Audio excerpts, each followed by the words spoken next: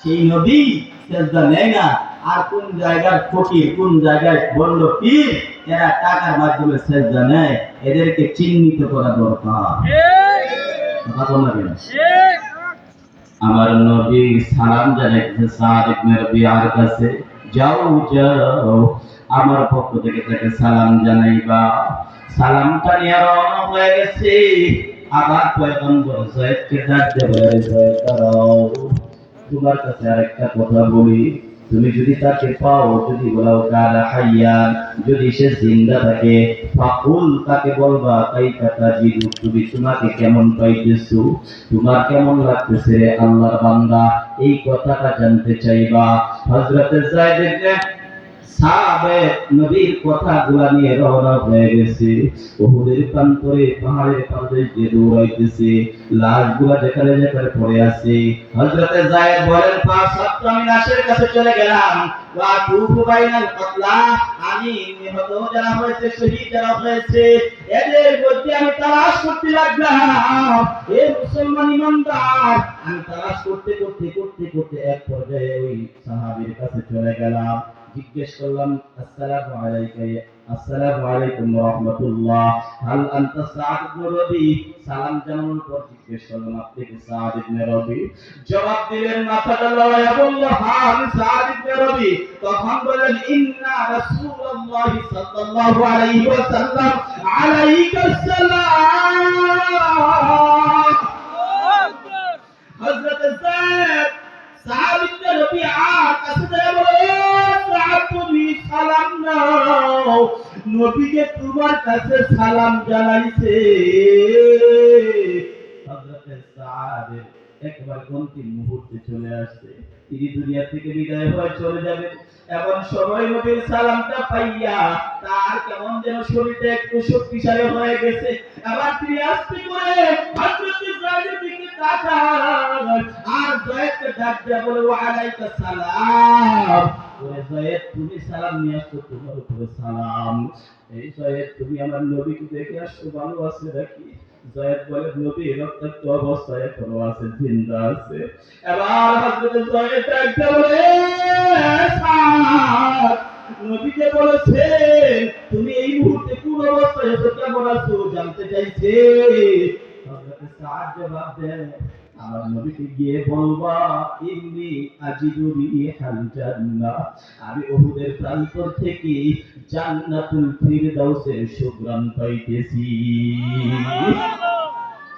আমার নবীকে গিয়ে বলবো, আমি জিহাদের ময়দানে শহীদ হওয়ার কারণে আল্লাহ তাআলা দুনিয়ায় থেকেই জান্নাতুল ফিরদাউসের সুঘ্রাণ আমার নাকে লাগাই দিয়েছে। এ মুসলমান ইমানদার, মিশকাত শরীফের 333 নম্বর পৃষ্ঠার হাদিস, আন মাদি তারিদা রাদিয়াল্লাহু তাআলা আনহু قال قال رسول الله صلى الله عليه وسلم للشهيد عند الله ست خصال, যারা আল্লাহর রাস্তায় শহীদ হয়ে যাবে, এ মুসলমান ইমানদার, জিহাদের তামান্না দিলের ভিতরে রাখা লাগবে। অন্তরের মধ্যে জিহাদের তামান্না যদি না থাকে, জিহাদের নিয়ত যদি না থাকে, বেঈমান কাফিরদের মোকাবেলায় দাঁড়ানোর যদি কোনো ইচ্ছা তোমার না থাকে, নবী বলেন, মা তাআলান নিফাক, বান্দা তুমি চেষ্টা করলে ঈমান নিয়ে কবর যাইতে পারবা না, তোমার মুনাফিক হইয়া কবর যাইবা, মুনাফিক হইয়া কবর যাইবা, মুনাফিক হইয়া কবর যাইবা। ঈমান নিয়ে যদি কবর যাইতে চাও, এ মুসলমান বান্দা, এটা আমার প্রথম কথা না, আমি তো সাদিকুল মাসদুক বিশ্বনবী মায়ার নবীর কথা আপনাদের কাছে পেশ করতেছি। আল্লাহর পয়গম্বর বলেছে, অন্তরে যদি জিহাদের ইস্তিহা না থাকে, জিহাদের কোনো নিয়ত না থাকে, আল্লাহ নবী বলেন, মা তাআলা নিফাক, বান্দা তুমি কিন্তু মরতে সময় মুনাফিক হইয়া মারা যাইবা। জিহাদের নিয়ত অন্তরে কার কার আছে, হাত তুলে রেখে দিন ইনশাআল্লাহ। সবাই নিয়ত আছে তো ইনশাআল্লাহ, সবাই নিয়ত আছে ইনশাআল্লাহ। আমাদেরকে যখন কোন বেঈমান কাফেররা ইসলামের উপর আঘাত করতে যাবে, কোরআনের উপর আঘাত করতে যাবে, মসজিদের উপর আঘাত করতে যাবে, তখন আমরা আমাদের জান প্রাণ দিয়ে তাদের মোকাবেলা করতে রাজি আছি কিনা, একটা হাত তুলে দেন ইনশাআল্লাহ।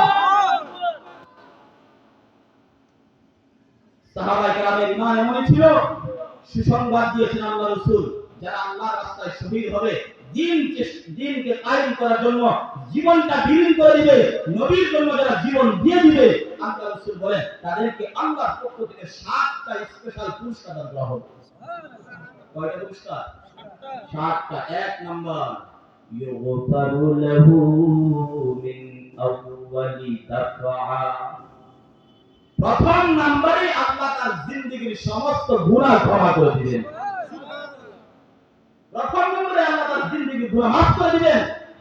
আমার জীবনের গুনাহ যদি মাফ হয়ে যায়, আমার ঠিকানা জান্নাত হয়ে যাবে। আল্লাহু আকবার। আর কি চাই আমরা? আমি যদি জান্নাতে যেতে পারি, আমার রব কেমন সুন্দর, আমার চোখ দ্বারা আমি দেখতে পাবো। আমার রবের কণ্ঠ কত সুন্দর, কত মনোমুগ্ধকর, আমি নিজ কানে শুনতে পাবো। আল্লাহকে দেখার ইচ্ছা আমাদের আছে? হ্যাঁ, গোটা পৃথিবীর মানুষের সৌন্দর্যতায় আমরা মুগ্ধ হয়ে যাই। যে আল্লাহ সৌন্দর্যতা দিয়েছেন, সেই আল্লাহ না জানে কত সুন্দর।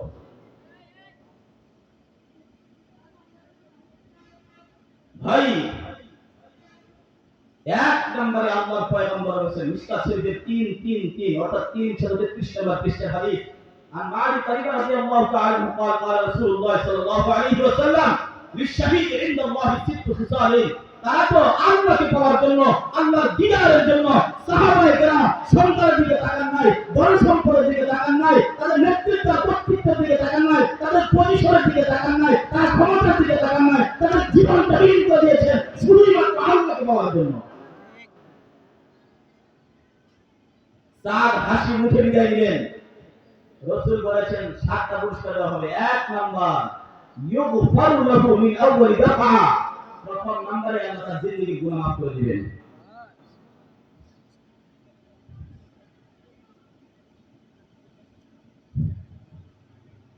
সম্মানিত সুধী, এই দিকে এখন কথা বলতে গেলে তো সময় লাগবে, মূল মকসদ আমি ফোর হয়ে যাবে। তো এই যে 7টারই পুরস্কার সংক্ষিপ্ত আকারে আমি বলি, একেবারে সংক্ষিপ্ত। 2 নাম্বার, ওয়াইবা মাকারহু মিনাল জান্নাহ।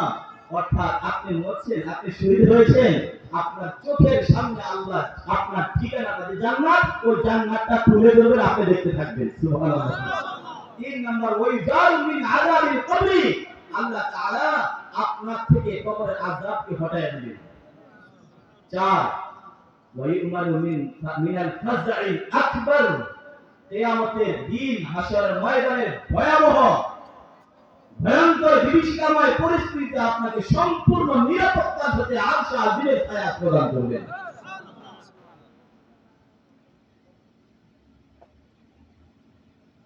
5 নাম্বার, ওয়ায়ুজাউ লাহু আলা রাসিহি তাজান ওয়া কারিয়াল ইয়াকুতাতু মিনহা খায়রুম মিনাদ দুনিয়া ওয়া মা ফিহা। আল্লাহ তাআলা আপনার মাথায় ইয়াকুত মূল্যবান পাথরের মুকুট পরিধান করা দিবেন, যেটার মূল্য দুনিয়া এবং দুনিয়ার ভিতরে যা আছে তার থেকে উত্তম। সুবহানাল্লাহ, জোরে বলবেন না? 6 নাম্বার, আল্লাহ রাসূল বলেন, ওয়াইযাওয়াজু সিনতাইনি ওয়া সাবঈনা যাওজাতান মিনাল হুরিল ঈন। 72 জন হুরের সাথে আপনাকে আল্লাহ বিবাহ করায় দিবেন। জোরে বলেন সুবহানাল্লাহ। আপনাদের বাহাদুরের দরকার নাই, একটাই পারিবে নাকি? একটাই সামাল দিতে পারি না, বাহাদুরের সামাল দেবো। এটা জান্নাতের সামাল আর দুনিয়ার সামাল আকাশ পাতাল ব্যবধান। কথা বল না কেন? আরে আপনি 700 বছর, 1000 বছর, 2000 বছর বয়সে বুড়া হইয়া ফুনফুনা হইয়া লড়ে চলে না, শরীর অকেন্দ্র হয়ে গেছে, দুর্বল হয়ে গেছেন, ক্ষীণ হয়ে গেছেন, তাতেও যদি আপনি জান্নাতে যান, আল্লাহ রাসূল বলেন, জুরদুন মুরদুন কাহলা লা ইয়াবলা ফিয়াহু ওয়া লা ইয়াবলা শাবাবুহু। আপনাকে 33 বছরের যুবক বানায় জান্নাত দান করবে। এক থেকে 1 সেকেন্ডের জন্য আপনার বয়স কমবেও না, বাড়বেও না। সর্বদা আপনার শরীরে তাকওয়ার শক্তি আল্লাহ দিতেই থাকবেন, দিতেই থাকবেন, দিতেই থাকবেন। আমার কোন সিস্টেমে জান্নাত। সুবহানাল্লাহ বলেন না? সুবহানাল্লাহ। আপনি বলছেন লা ইয়াবলা ফিয়াহু, আপনি তোমাদের পুরা হইব। এটা বলুন, এটা সত্য বলে না, এটা হাদিসের কথা নয়। কথা বুঝলেন আপনারা? একটা কাপড় পরলে কয় বছর করতে পারবেন আপনারা? 1 বছর পরলে পুরা হয়ে যাবে।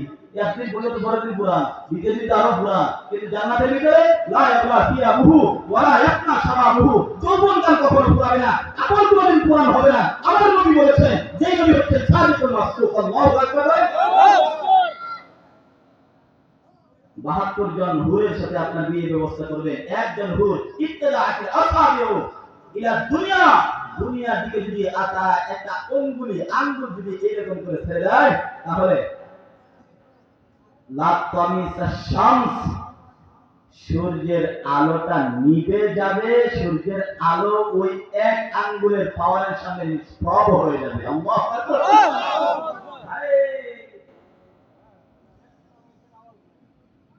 কি বুঝলেন? আঙ্গুলের পাওয়ার যদি এত সুন্দর হয়, এত পাওয়ার হয়, সম্পূর্ণ ঘড়ির পাওয়ারটা কেমন হবে? এইরকম 72 জন হুর দিবেন। একজন হুর যদি দুনিয়াতে আসে, তাহলে গোটা পৃথিবীর মানুষ একটার পেছনে দৌড়ে থাকবে পাগল করার মতো। সুবহানাল্লাহ বলবেন না? এটা আল্লাহ তাআলা বানায় রাখছেন, আল্লাহ তাআলা বানায় রাখছেন।